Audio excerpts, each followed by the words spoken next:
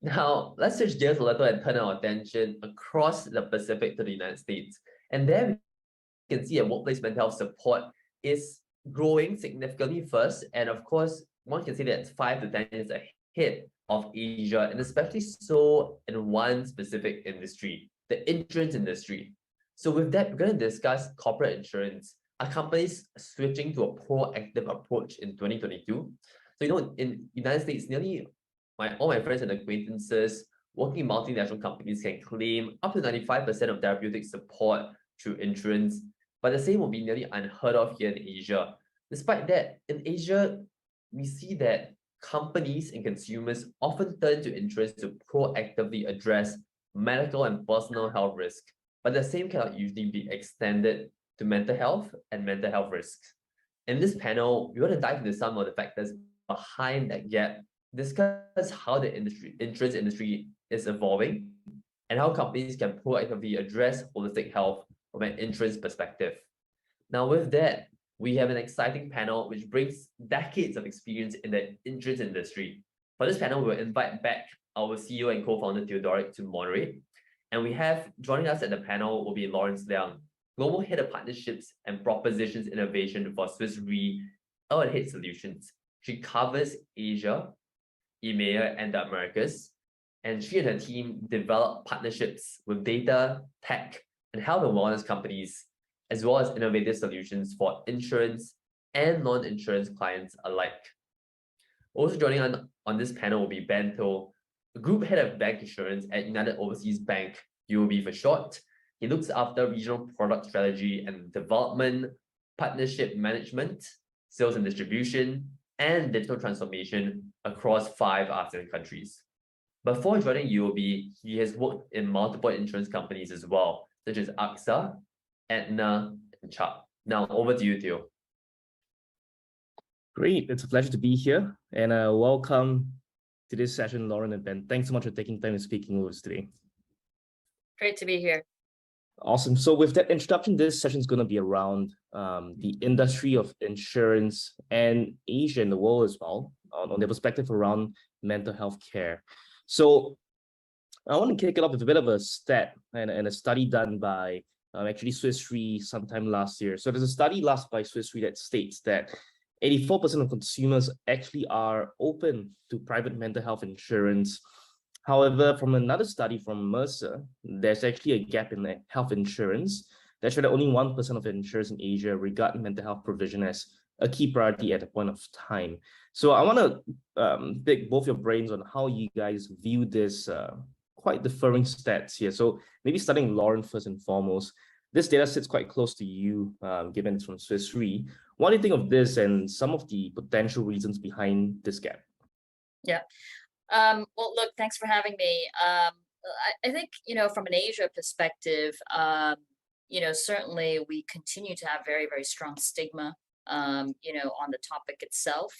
I think that COVID-19 has certainly, accelerated the focus around it. But having said that, the stigma still remains very, very strong. I think there are certain markets such as Singapore, Hong Kong, certainly Australia, New Zealand, where it is a lot more permissible, right, to speak. And yet again, even in those markets, it's to various degrees. But I think when you have stigma, it comes with, other aspects, right? So I think the first part is then awareness, the sensitivity. What is mental health? What is not mental health? And again, there's still a lot of perception around what that needs to be, right? So what that means then is it also then trickles down, right? So in terms of from a coverage perspective, what we see, what we observe anecdotally is that employees are aware, the companies that offer them, employees sometimes are aware, sometimes they're not aware. But I think interestingly also, I think we also have to look into the fact that when employees actually do need them, are they comfortable, right? Are they comfortable using these sorts of services? And before they're even comfortable, do they even think of, accessing their company's services, right? Or do they actually seek some outside services, beyond what is being offered. And so I think there's a lot to unpack in terms of just, the awareness, the stigma, all the way down to, employees' comfort level of using these, right? And so when all of these actually cluster together, in some ways it actually lessens that noise in terms of a need, right? But obviously we know that now it's starting to change. And so I do fully expect that going forward, companies will be a lot more attuned to this. We know that the big ones have been attuned to this for many, many years. But I think that noise level will just start to increase. And I think as that increases, the search for more innovative solutions and offerings that, people are more comfortable using, that are top of mind, will then start to improve. Yeah. That's a great point. Thanks a lot, Lauren. I think you probed on a really good point there in terms of there's a very high need and strong need in Asia, that's no doubt, but also very strong stigma historically, which dampens the noise of the need for mental health care. And I'm sure that that's quite quickly changed. We'll get into that the next few questions, but thanks a lot for that. Over to you, Ben. So I would like to get your thoughts around this mental health size gap in corporate insurance as well, right? What is your take on this data that we just shared between Swiss Re study and the Mercer study as well, and also some of the reasons from your point of view behind this gap? Thanks, Theo. So maybe just to share a little bit at what we want to do in UOB Group Business Banking. So our vision is to move into going beyond protection into prevention, where we identify mental wellness, mental health as a suitable value-added services that we can offer to our SME customers. Because from our observation, mental health as a topic has really surfaced prominently in the last 2 years. And I think this has very large to do with the pandemic-induced country lockdowns and corresponding economic challenges in both developed and developing nations, which has led to such conversations or more awareness about it as a topic. I recall coming across a Forbes report where I think maybe 80% of employees in Southeast Asia actually want their employers to provide some form of access to mental health services. But I recall, I think less than half actually do so. And you think about it, for such reports, it usually comes from maybe the large corporates. So what about SMEs who actually don't have so much resources to provide for their employees? So I find that I think there's still a disconnect between management, insurers, and staff. While individuals see that there's a need for such services, management do not necessarily put it on the same level, same weightage. And the insurance companies are finding it hard to qualify and quantify because they need to come up with the right insurance plan design, the right type of plan benefit limits. And then there's also what Lauren mentioned earlier in terms of a prevailing stigma to talk about mental wellness, mental health. So it makes people downplay the frequency and significance in the general population. So yes, there is a gap that needs to be bridged. That's a very interesting point. I think thanks a lot, Ben. So one of the points that just pulling up from what you're saying. So it's quite clear there's actually a pain point in it there, right? Yes, you're saying that from the data that you guys have collected, a lot of people actually want coverage for mental health care, but maybe the institutions have been still moving towards adjusting to this need and demand as we know that usually has a lead time to building a lot of this responses as well. But it's quite in a good way. I hear from both of you. The good and the challenge. The good is that there is a need, but the challenge is that in the market is really building over the past few years, but really picking up in pace now. So that's a really good opener in terms of what the current challenge is within the region. Thanks both for that. So moving a bit more from the challenge or in the industry prior now towards the need for mental health care and coverage as well. I'm going to shift gears a little bit. So, where we are today in a macroeconomic environment, we hear about rising inflation costs and a lot of costs rising in general.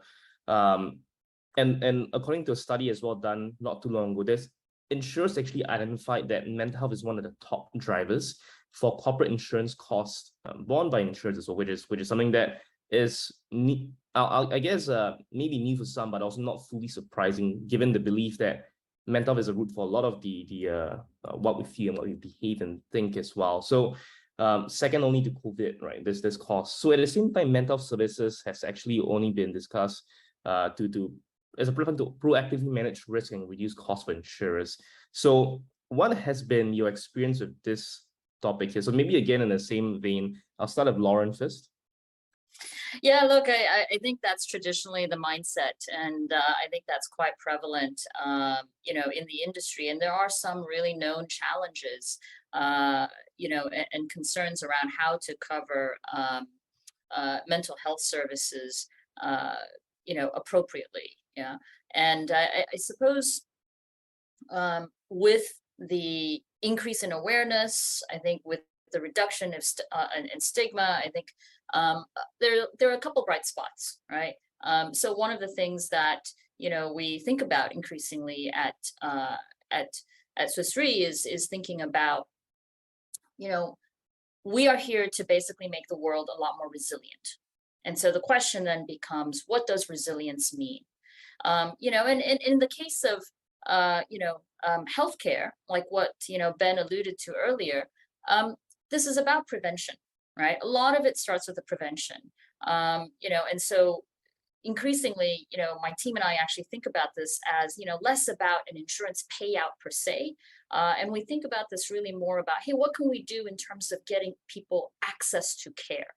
And access to care and payouts are actually very, very different. Access to care has a lot more impact. It has a lot more, it tackles the challenges from a mental health perspective, you know, head on. It actually, you know, hopefully gets people access to those services, you know, rather than saying, here, you know, here's a bunch of money, you know, go sort, you know, everything out yourself.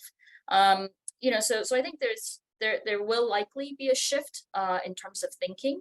Right. So that's one. And I think coupled together with that, you know, we're starting to see other areas, right? Folks like, you know, like you guys, Intellect, right? Being able to actually leverage, you know, digital services combined with offline, et cetera. These actually help to increase access. These actually hopefully help to bring down, you know, cost, right? And these, you know, because it's so readily available, hopefully encourages, you know, people who need them to actually access them earlier.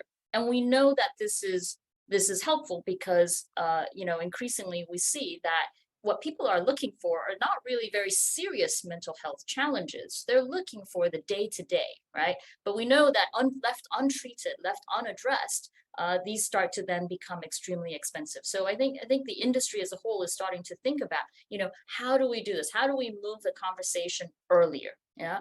You know, so I think that's one.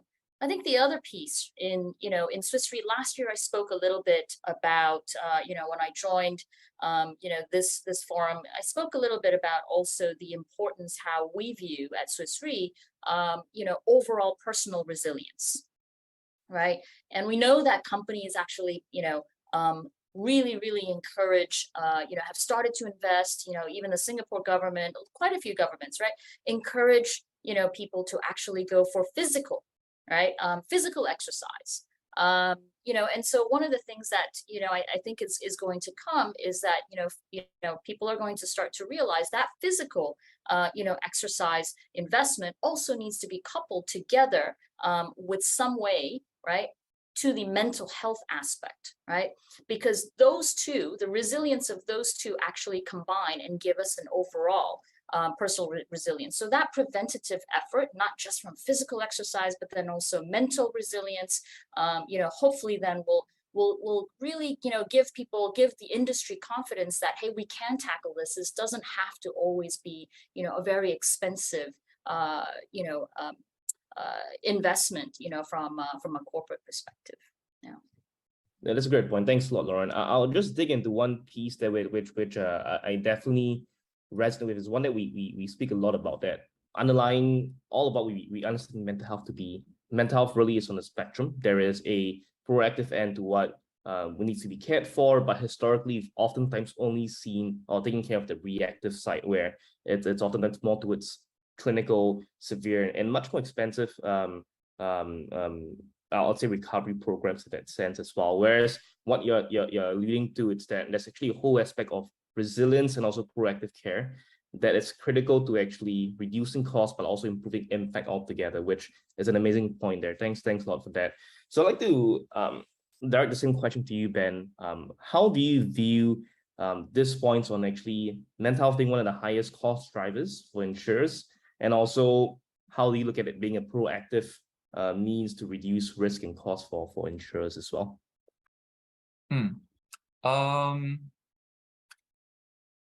I don't think I've seen a lot of insurance companies really pushing for mental health as part of their service offerings. At this juncture, I think for most insurance companies, they're offering employee benefits. They will definitely have the employee assistance program, which is effectively just a call or let's say a hotline. Let's say someone has certain issues, they can call and ask for support. But the truth is that actually across the industry, maybe say the usage rate is at 1 to 2%. And that's really just scratching the surface. I mean, compared to what is coming out in the media, people coming forth and talking about their mental health challenges, I think the number should be double digit. I'm not so sure, like, should I believe the numbers to be on the low teens, or let's say it's the higher, like 20, 30%. And then I think these days, in the last 1 to 2 years, I also seen insurance companies coming in and offering things like wellness sessions, like talks and such. But I find that all these are very plain vanilla solutions. It's really a one size fits all. But the truth is that for mental health is more something that you should personalize it, because everyone has different type of challenges. And it's only right that you tailor the treatment or the type of service support to the right person. I mean, it's the same thing. If I go into, let's say, a GP, a general practitioner right now, obviously I'll tell him about the symptoms I have before he comes up with the right solution for me. So what more if, let's say, it's about mental health? So in this aspect, I think they have not really embraced services like what the Intellect is offering, where you actually are able to monitor the individual's mental wellness on a spectrum, and you provide the support at the appropriate intervention level. Because in some instances, actually, the person is just feeling a little bit stressed. There is no need to go to the extent of, oh, I need to go in and talk to a psychologist, psychiatrist who might even prescribe medication. There's no need. It's just using an app. And I think that is something that a lot of users, a lot of consumers will appreciate these days. That's a great point. Thanks a lot, Ben. Yeah, you're right in saying that. I think something that we see soon as well. It's definitely good to have safety nets in place there, but there's also a need for personalized care for every individual as well, given that that's a big critical piece for mental health. So thank you. So moving on towards with this point here, we've covered a bit of how both of you, from your respective roles and also your personal experience, the need for mental health care within the region, and how that actually plays a bit towards insurance as well. So I want to move towards besides the perspective of financial returns and risk, are there good reasons for insurers and employers, and bank insurance as well, to adopt mental health insurance, particularly all coverage, particularly from an employer, branding or otherwise perspective standpoint? I think, Lauren, you briefly alluded to this earlier, of the proactive need for this, for the impact perspective. Could you elaborate on this and other areas where you think there's actually good reason for insurers and employers? Maybe I'll go reverse. I'll start with Ben first to shed some light on this piece before I pass to Lauren. Sure. There is a saying in the insurance industry, and I say that this is actually more for the sales professionals. So there's a saying that nobody cares how much you know, but everyone can sense how much you care. So while most people will, expect like corporate life to be separated from personal life, sometimes the matters from personal life can have an impact at the workplace. We can show empathy when, let's say, a staff shows up at the place with a bandage. But I think a lot of us, and myself included, maybe we might be a little bit less empathetic when it comes to matters like mental health, because it's an issue that is unseen. And as we mentioned earlier, we still have a certain social stigma. So I think a lot of us needs to be re-educated about how to approach or engage people with mental health challenges. So now that is more on the individual level, but at the corporate level, when you talk about, say, as a company, be it the CEO or let's say the HR, if let's say you don't interact with these people with the mental health challenges in the appropriate manner, this has a direct impact on the staff morale, the presenteeism rate, and also the productivity rate at the company level. So studies has also shown that people who are also like more stressed are more likely to fall sick. So this also leads to outpatient treatment. And for the insurance companies, this also increase the potential that the claims ratio will go up as well. So all these are actually interlinked. Got it. So Joe, I think just on the point that you nicely pointed out the fact that actually what we discussed briefly earlier, mental health oftentimes is one of the underlying pieces that may, if unchecked, lead to other issues, which is a big piece that we're seeing increasingly becoming front of the conversations as well. So Lauren, over to you as well. What do you think about this piece besides the financial return and risk and cost? What other benefits there are? Yeah, no, I think Ben's covered, you know, all the key points, right? This really comes back down to you know, to making sure that people are taken care of. There's empathy from the company. There's acknowledgement, right? That this is something that is important.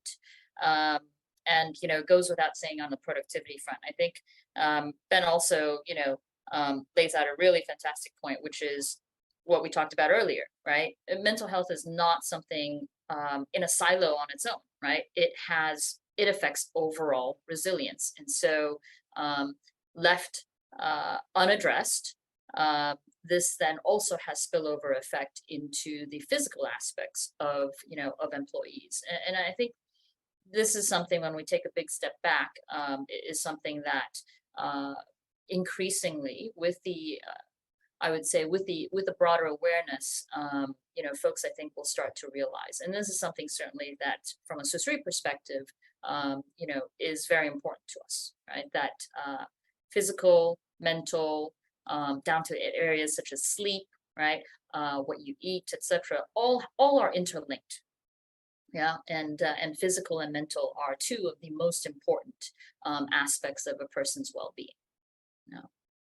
That's a great point. And you rightly pointed out the fact that beyond what we traditionally view as just health being largely physical alone, or us seeing a GP, there's a lot of other components. Mental health and well-being being another key factor, and also nutrition, diet, and other aspects, as you mentioned, social connection as well, all plays a part into what matters in our health. So it's an excellent point. Thanks a lot for that, both of you. Great. So we just covered a bit of the need as well, right? The challenge earlier, and then the need for mental health care, why there's actually a good case to be made for investing in coverage for mental health. So we're going to move a bit more towards what we touched on earlier regarding regional differences. You know, citing the study we mentioned earlier, there is a large demand from global studies, but when we look at Asia, it's quite only just getting started as well. So I'd like to start with Lauren. I mean, first and foremost, today you oversee a huge remit global. Earlier, Frank introduced not just Asia, but EMEA and also the Americas as well. So that's a lot of places. We know that in Asia, first and foremost, mental health is a lot more stigmatized than other parts of the world, the West in particular. And this is reflected in many studies and data as well, where, you know, for example, a study that we're citing here, 34% of insurers in Asia have plans to cover outpatient treatment for mental health care, but that's actually much less than Europe, where it's 71%, almost twice of Asia. So more than twice, actually. So what has been your experience with the regional nuances, and what are the opportunities you see in the market for mental health coverage and insurance here? Yeah. No, it's a good question. I think I think looking at this, right, we kind of have to start from, you know, what's similar. Yeah. And what's similar across all of the regions is there is stigma. Yeah, there is still stigma, you know, outside of Asia. There are elements of, you know, cost, right? Mental health care in its traditional form is quite expensive. There is accessibility, and you can break down accessibility into two components. One is just simply being able to find, you know, enough healthcare providers, you know, to coach and to take people through and figure out how to support them. But then the other component then that is interlinked to that is, you know, how long it takes to actually find or get on a waiting list, right, to make an appointment. And in many cases, and I think all around the world, I think that wait time is quite long, right? So I think there's a lot of common themes, I would say. I think the differences within each of these common themes, how strong, is that stigma? How strong is that awareness? How strong is, let's say, the access, right, and cost and so forth. And so, so I think what's very interesting, and I think at the opening, our MC talked about the fact that mental health care, as a service is, 5-10 years ahead, right, in the Western world. And, part of that, when you take a big step back, is that it is also being addressed by policymakers. It is only starting to be addressed in some of the more developed markets here in Asia. And even then, it's not consistently, a top priority, not because policymakers don't recognize that this is not important, but in many markets, there are other more pressing needs that need to be taken care of. Yeah. And so I think what's going to likely happen, for Asia, where, we probably have, from an affordability perspective, probably more challenging. From the number of professionals, probably more challenging, relative to the Western world. Then what's going to happen is this needs to be very much market-led. This needs to be consumer-driven. Users need to voice out that this is important to them. Corporates actually need to address that and answer that, right? Insurers and reinsurers need to work together to get, with, people like, companies like Intellect to then actually address this. I think that's what's likely to happen because the policymakers are just not ready yet, consistently across the board.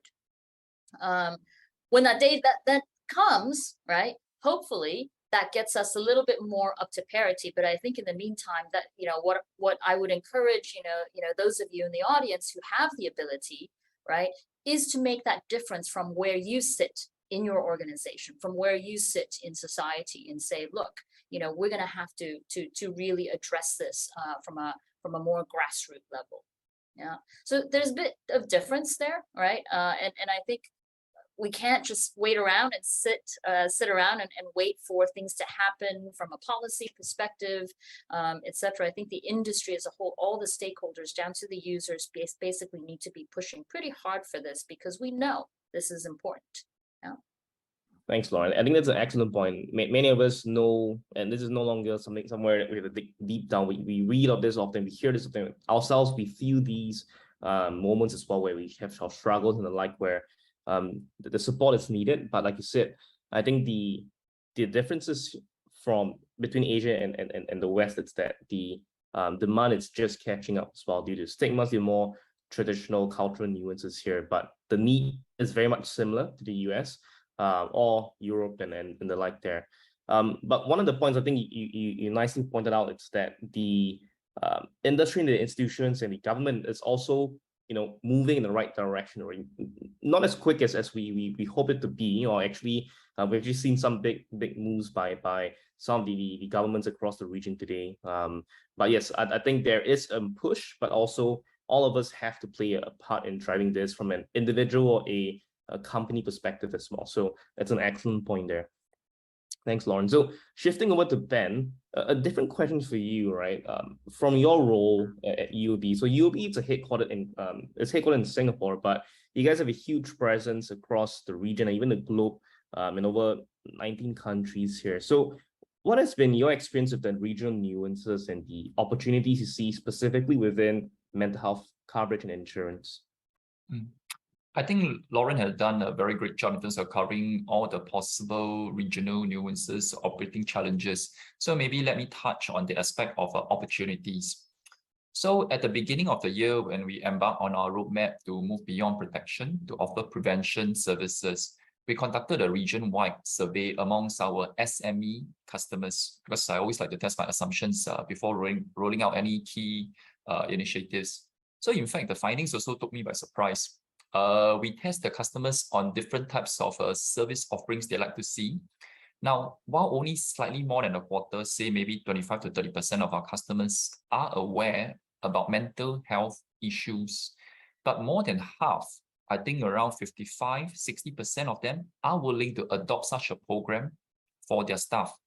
So this has actually provided a catalyst for us to source for mental health providers in the market, and who better than Intellect? So I would just say, watch this space for more. I think we will have some news upcoming soon. That's a great point. Thanks a lot for the plug, Ben. I think likewise we're excited as well in terms of the need, and it's good to hear from an individual perspective towards SMEs and also larger corporates are all seeing this need and demand. So that's an excellent point that you're pointing out there. Great. So the last two questions for both of you guys, as we're heading towards the closing of this session, but we have really got a lot of insights from both your lenses on the challenge, the needs, the opportunities, and also one of the differences between regions here as well. So I want to put out a question to you guys on looking ahead, right? Let's say in a year's time, in 3 years' time, where do you see the landscape of mental health insurance changing within, let's say, Asia, to be specific here? How do you guys see that developing in the next few years? Let's start with Lauren again, and then over to Ben. Well, I hope it grows. I hope it grows not because I'm speaking from an insurance industry perspective, but but simply from the fact that if I stitch together some of the earlier themes, right, this is an important topic. This has linkage to physical health, to physical resilience, and so I think as that awareness grows, as the stigma starts to drop, there will be more noise. When that noise starts to get louder and louder, it gets all the stakeholders to actually have to put their heads together, right? To solve for this. And I think this is one that companies such as Intellect can actually play a role, right? Because this is such a new space, here in Asia. Having the ability to track usage, how users are engaging, and how often they come back to use it, etc., right? And how effective the intervention, the services, etc., will start to give the industry more and more confidence. And I think that's again, like I said, this is going to have to be something where everybody has to take a look and say, what is our role, right? But I think the big change in the last 4 or 5 years is the fact that there are companies such as Intellect that is able to then take a look at what those trends are, right? And provide confidence to stakeholders to say, yes, these things are, these tools are actually effective. We can use them in a very cost-effective way. And they are able to help people, and people are using them more than the 1 or 2% that Ben was talking about earlier, right? The existing programs don't get used much, and because of that, quite frankly, we also then don't have a lot of data to have a lot of confidence in terms of, how these actually fit in terms of, helping people. So yeah, it will grow, but again, we all have to think about that role that we play there. Yeah. That's a good point. Thanks, Lauren. I think definitely we see a lot of promising signs in the market, but each of us has a part to play in this piece here. Ben, what about you? How do you see the landscape looking forward? Well, I see the need for companies to onboard such services for their employees. I don't think it will be such a smooth journey, despite the fact of whatever that the industry is doing.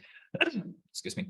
There are 2 issues that we must overcome. So earlier we talked about social stigma. I think the other area is about data privacy. So we touched a fair bit on stigma. I will not touch it again.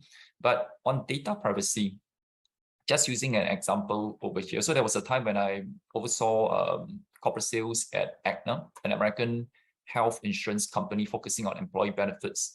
Now, a special thing about them is they focus a lot on the user data privacy. So that means if I say I'm an employee, I have this particular employee benefits program from them, only I know the information and my employer doesn't know. So they don't ever share like which employee went for what treatment, how much it costs and such. So that actually appeared to be odd to certain HR practitioners. So I have instances when they demand to know the information because they want to know the cost and payback for the employer's standpoint of offering such a program. But there are certain scenarios where let's say the employees doesn't want the employer to know about what kind of treatment they're going. So say, for example, drastic examples, a male staff seeking AIDS treatment, or let's say a female staff undergoing miscarriage consultation. These are personal issues which an employee may not feel comfortable to share with anyone, much less anyone at the workplace. So in the case of mental health, this is even more sensitive. So while I think a lot of the mental health, mental wellness companies out there are saying that, oh, we will ensure that we will protect the data privacy of the users, but you will have companies who wants to know the cost and payback of such programs. So this is really a tricky area to navigate. It's an excellent point. You're digging at where actually it's quite critical for companies like ourselves included to really look at how do we uphold and always put forefront as a priority the data privacy of users, while also working with corporates and making sure needs are met as well. So I think that's an excellent point where for our space in particular, it is really critical to ensure that privacy is there. But thanks to those examples you shared, Ben. Amazing. So we've heard a lot about the landscape in the industry here from both of you as leaders of world-leading reinsurers and also the region-leading bank insurance here as well. So we're going to move to the last question for today for both of you. But thanks so much for sharing all that you have so far. So we're going to look forward and we want to end off with a bit of from your lens, what are some notes and piece of advice you would give to folks listening? We've got business leaders tuning in, HR professionals, even employees and the general public as well. So what is one piece of advice you would like for those to leave with those people listening today who are considering how to manage corporate insurance programs amid an increasing demand for well-being services? So maybe we'll start with Ben and then move to Lauren. Maybe I just use a tagline, less is less.